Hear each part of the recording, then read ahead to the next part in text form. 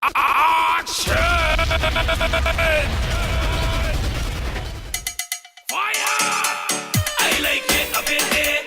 I like it up in there. I like it. I like it. Give me peace there and let me get. Big Red the DJ is just an amalgamation of everything I have experienced, in my journey in music. The name Big Red came from school, naturally because of fairly explanatory reasons, they called me Big Red from back in school. I was always big and red, I guess.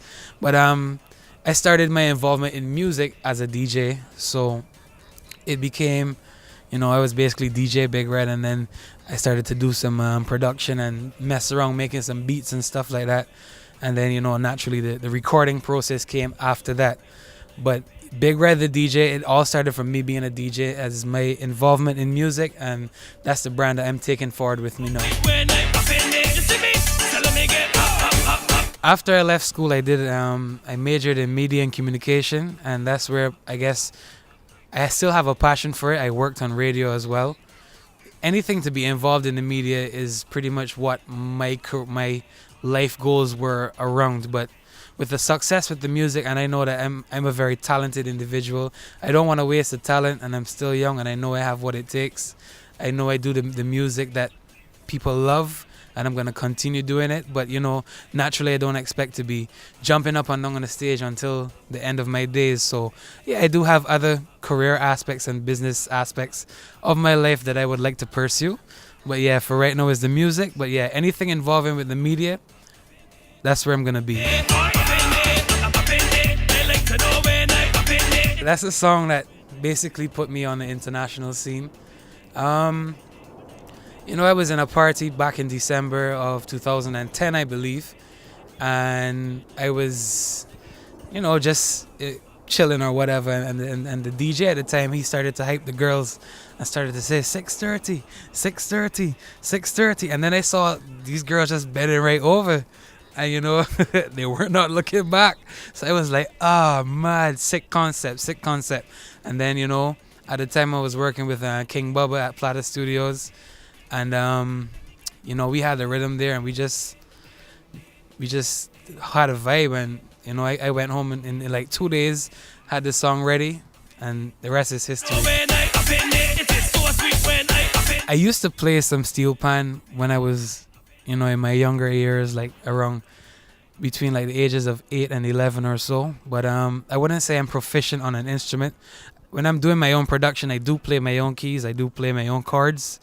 But with the assistance of these digital audio workstations, it's a lot easier to do some editing and stuff. So I wouldn't say I'm the greatest player, but I know what I want and I know how to achieve what I want. So that's basically how I do things.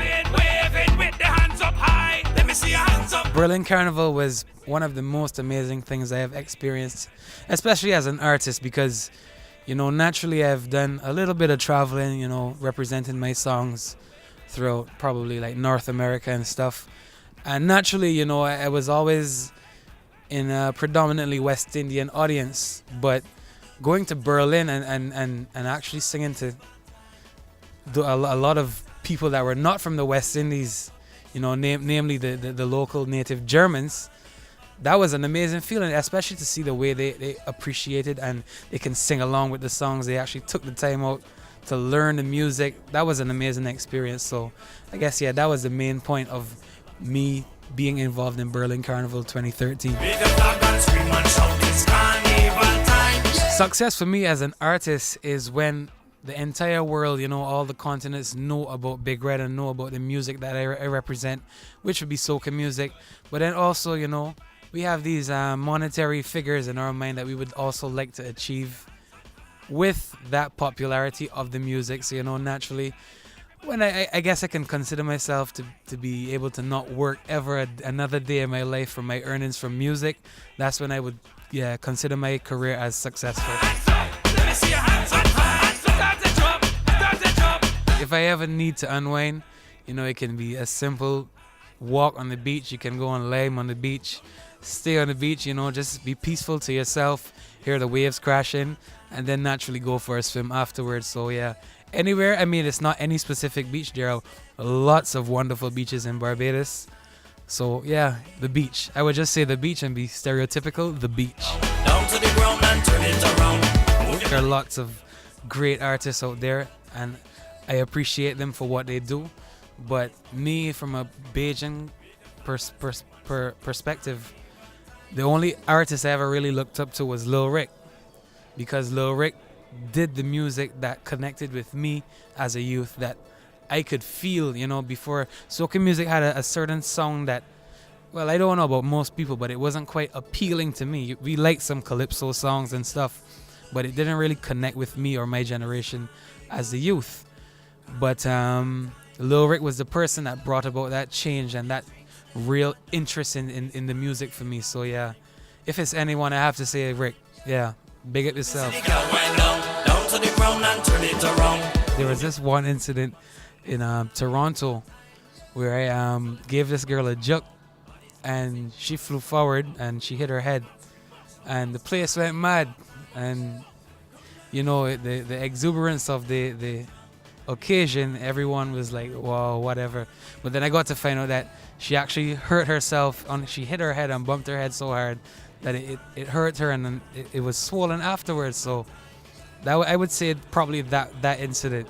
But yeah, me and the girl are friends now. Steffi, big up.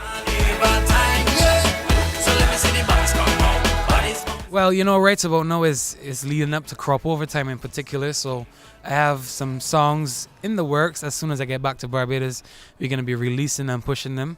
I actually have I released a combination with myself and Simon Pipe. He is a reggae artist from Barbados, but he's trying the soca thing, and the song is really nice. I like it. It's called Carnival Time, Big Red and Simon Pipe. You can look out for that one. But then we also have some other releases. Big Red is the bashment man, the action man. I'm bringing some more hype, some more, that raga, that real hardcore Bajan raga soca.